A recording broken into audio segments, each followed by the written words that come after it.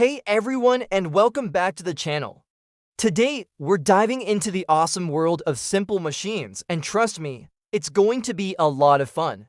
We're going to build our very own mini pulley system right here, right now, using stuff you probably already have lying around the house. How cool is that? We lines see firsthand how a little bit of physics magic can make heavy lifting feel like a piece of cake. So, if you've ever wondered how giant cranes lift massive steel beams or how elevators zip up and down skyscrapers, stick around because you're about to unlock one of their biggest secrets. Get ready to get hands-on because we're about to make science come alive. First things first, let's gather our materials. It's super simple. You'll need some sturdy cardboard. An old shipping box is perfect. Grab a spool of string or strong thread. You'll also need something to act as our pulley wheels.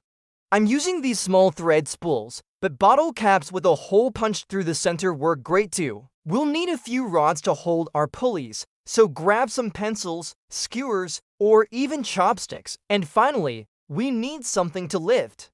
I've got a small bag of coins here, but you can use toy cars, a few batteries taped together, or any small, relatively heavy object. Oh, and don't forget scissors and some tape. Once you've got all your gear, we're ready to start building our first setup. Let's begin with the frame.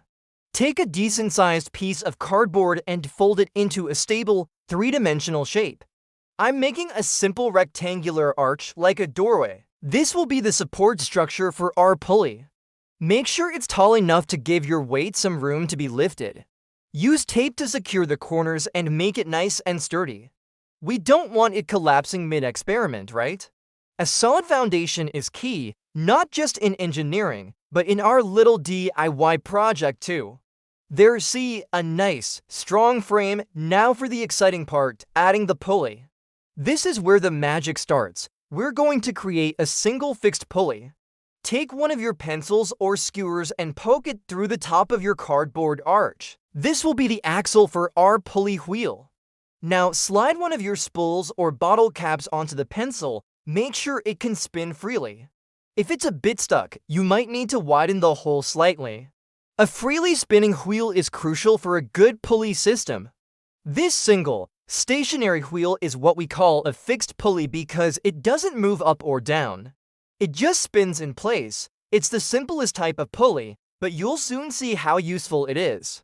Now, let's thread our system. Take a long piece of string and drape it over the groove of the pulley wheel. On one end of the string, securely tie your weight. I'm tying my little bag of coins on nice and tight. The other end of the string is the one you'll be pulling. And just like that, you've built a single fixed pulley system. Congratulations, you're officially a mini engineer. Before we test it, take a moment to admire your work. It might look simple, but the principle behind it is used in everything from flagpoles to massive construction cranes. Alright, it's time for our first test. Let the weight rest on the ground or your table. Now, gently pull down on the free end of the string. Watch what happens. The weight lifts off the ground. Pretty neat, right? But pay close attention to how much effort you're using. Does it feel easier than lifting the weight directly with your hand? With a single fixed pulley, you'll notice the force you apply is about the same as the weight of the object. So it doesn't reduce the force needed, but what it does do is change the direction of the force. You're pulling down to lift something up. This is a huge advantage. It is often much easier and safer to use your own body weight to pull down than it is to pull up. Now, let's explore this idea of mechanical advantage. Mechanical advantage is basically a measure of how much a machine multiplies your effort. For our single fixed pulley, the mechanical advantage is 1. This means there's no force multiplication. You pull with 10 pounds of force to lift a 10-pound object. So, what's the point? As we saw, it's all about redirecting the force for convenience and safety. Imagine trying to haul a bucket of water up to a treehouse. Pulling it straight up is awkward and tough. But if you toss a rope over a branch, your makeshift pulley you can stand on the ground and pull down, which is way easier. That's the power of a single fixed pulley. But what if we actually want to make the lifting feel easier? That's where a movable pulley comes in. Let's modify our setup. This time, instead of attaching the pulley to the frame, we're going to attach the weight directly to the pulley itself. Take another spool and tie your weight to its axle. So the weight and the pulley are now one unit. Now, take your string. Tie one end of the string to the top of your cardboard frame. Then loop the other end down and around the groove of the movable pulley, and then back up. The end you pull on will now be pointing upwards. Time to test our new setup. Pull upwards on the free end of the string. What do you notice this time? As you pull, both the pulley and the weight rise together. But more importantly, feel the effort. It should feel significantly easier. You should feel like you're only using about half the force to lift the same weight. Why is this happening? With this setup, the weight is supported by two sections of the string, the one anchored to the frame and the one you're pulling on. Your hand is only supporting half the load, while the frame supports the other half. We've just created a mechanical advantage of two. We've halved the effort needed to lift the object. The trade-off?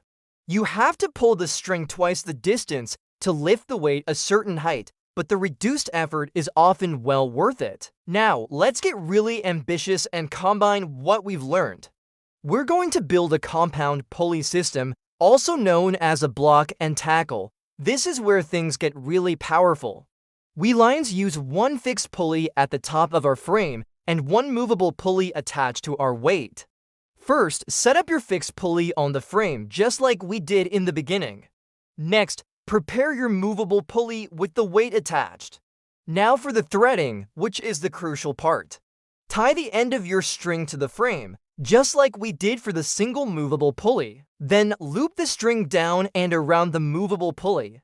But instead of pulling up from there, guide the string back up and over our fixed pulley at the top. Now you'll be pulling down on the free end of the string. Let's give this compound system a try. Pull down on the string. Whoa, how does that feel? It should feel just as easy as the single movable pulley, but with one major improvement. Thanks to that top fixed pulley, you're pulling down again, which is much more convenient. So now we have the best of both worlds. We have a mechanical advantage of two, meaning you're using half the force, and you're pulling in a convenient downward direction. You're lifting the same weight with half the effort, and you're doing it in a more natural way. This is exactly how heavy-duty lifting systems work. They just add more and more wheels to increase the mechanical advantage even further. Think about what we've accomplished today. We started with some simple cardboard and string, and we've built 3 different functional pulley systems. We've seen how a single fixed pulley changes the direction of force, how a single movable pulley halves the effort required, and how a compound system gives us both of those advantages at the same time. You've experienced mechanical advantage firsthand. Physics isn't just formulas in a textbook. It's a real, tangible thing that you can see and feel. I encourage you to keep experimenting. What happens if you add more wheels? Can you create a system with a mechanical advantage of 3 or even 4? Try lifting different objects. See how the feel of the pull changes with heavier or lighter weights. The possibilities are endless, and the more you play with it, the more intuitive these concepts will become. I hope you had as much fun building and experimenting as I did. You've just built something amazing and learned a fundamental principle of engineering and physics. Give yourself a pat on the back. If you enjoyed this project, please hit that like button and consider subscribing for more hands-on science and engineering fun. Let me know in the comments how your pulley system turned out, or if you tried any cool modifications. I'd love to see what you create. Thanks so much for watching, and I'll see you in the next video. Bye for now.